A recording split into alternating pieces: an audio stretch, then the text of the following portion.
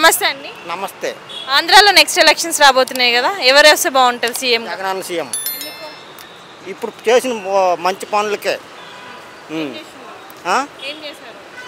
ఈ పిల్లలకి స్కూలు అంతే, అమ్మఒడి, ఫీజు రిమెంబర్మెంటు ఇంతవరకు ఎవరు చేయలేదు అన్నట్టువి. తర్వాత నాడు నేడని స్కూల్కి మంచి పనులు చేస్తున్నారు. మరి ఇంక మనకి ఏంటి కావాలి చెప్పండి. సో ఈ సచివాలయ వాలంటీర్ వ్యవస్థ సర్వీస్ ఎలా ఉందంటారు?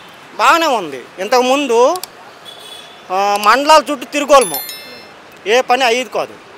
వాలంటీర్లు వచ్చారు, సచివాలయాలు వచ్చాయి, మన దగ్గరికి వచ్చి వాళ్ళే పని చేస్తాం. తెల్లాతాడికి ఒకటో తెల్లాతాడికి పింఛను అందిస్తారు. మరి ఇంకేం కావాలి మనకి? అంతకుముందు చంద్రబాబు నాయుడు వచ్చాడు, ఈ లోన్లు రుణమాఫీ చేస్తామన్నాడు, జీరో, ఏం చేయలేదు.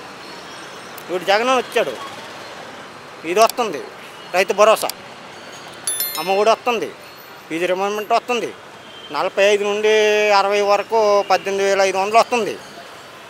మనం ఇంకేం కావాలి? అందరికి వస్తుందా, ఓన్లీ వైసీపీ వాళ్ళకి వస్తుందా? వైసీపీ వాళ్ళకే, అందరికి. వైసీపీ వాళ్ళకే వస్తుందా, అందరికి వస్తుందా? అందరికి వస్తుంది. వైసీపీ కాదు, తెలుగుదేశం కాదు, ఎవరు కాదు, అందరికీ వస్తుంది. మరి పిల్లలకి జాబ్స్ లేక యువతకి బయట రాష్ట్రాలకు వెళ్తున్నారు కదా, మరి జాబ్స్ గురించి ఏమంటారు? మరి సచివాలయాలు వచ్చాయి కదా, మరి అందరూ ఉద్యోగులు ఇచ్చారు కదా. సచివాలయం ఒకటి ఉంటే సరిపోదు కదా, సచివాలయం ఒకటి అంటే సరిపోదు కదా, వేరే వేరే చదువులు చదివింటారు కదా.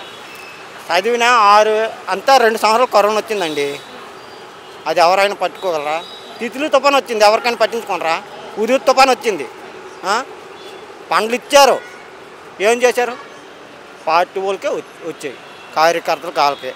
ఇప్పుడు పార్టీకి అతీతంగా వీళ్ళు లేదు, వాళ్ళు లేదు, అందరికీ వస్తుంది. మరి 170 సీట్లు నాకే వస్తాయి అంటున్నాడు కదా, వస్తాయా? 170 సీట్లు రాకపోయినా మెజార్టీ పార్టీ గెలుస్తాడు. ముఖ్యమంత్రి నెక్స్ట్ జగనన్నే. మరి మద్యపానం అనేది నిషేధం చేస్తా అన్నారు కదా, చేయలేదు కదా దాని గురించి?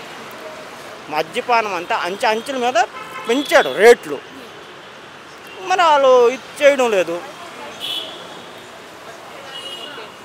మరి చంద్రబాబు నాయుడుకి వచ్చే ఛాన్స్ లేదంటారా? చెప్పుకోలేమండి. ఇంతకుముందు ఏం చేయలేదు, ఇప్పుడు వచ్చే ఛాన్స్ కూడా లేదు. మరి ఎవరు నెక్స్ట్ సీఎం? జగనన్న. మళ్ళీ ఐటీ డెవలప్మెంట్ చేస్తాడు వస్తే?